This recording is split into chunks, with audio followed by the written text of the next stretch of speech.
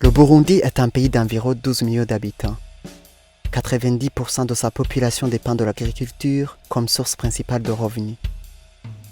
Le PAPAB, un projet d'appui à la productivité agricole au Burundi, a mené des activités pour augmenter la productivité agricole et la fertilité des sols dans 6 provinces du Burundi. Durant la période du projet PAPAB, le nombre d'agriculteurs inscrits au PNSEB a significativement augmenté.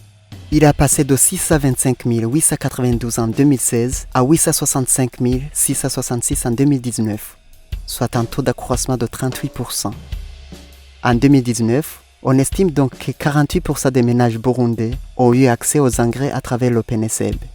Le taux d'accroissement des engrais utilisés durant cette même période a été de 69% pour les engrais, en passant de 28 780 tonnes en 2015 à 48 672 tonnes en 2019. Le taux d'accroissement de la dolomie a été de 112%, en passant de 4 590 tonnes à 9 746 tonnes.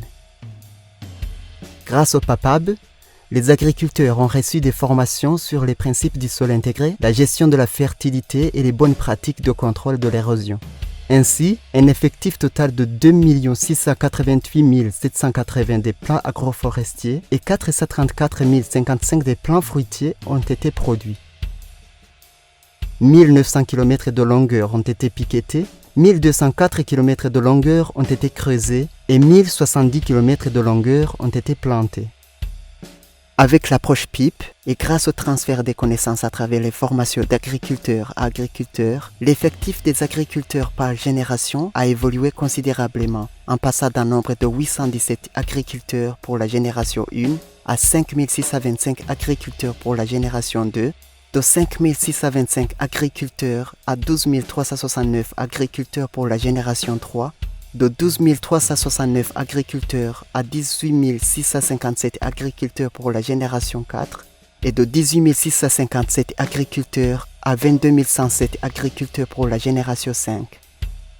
Avec la même approche PIP et grâce au PAPAB, 59 575 ménages ont élaboré leur propre PIP et 1305 groupes de solidarité d'épargne et de crédit ont été formés pour contribuer à l'inclusion financière. L'augmentation des productions agricoles a quant à elle motivé la formation de 272 associations de producteurs et 40 coopératives pour la gestion post-récolte ainsi que l'accès au marché. Avec le projet PAPAB, l'approche PIP s'étend désormais dans 205 collines des 6 provinces initiales du projet, parmi lesquelles 49 disposent d'une vision collinaire.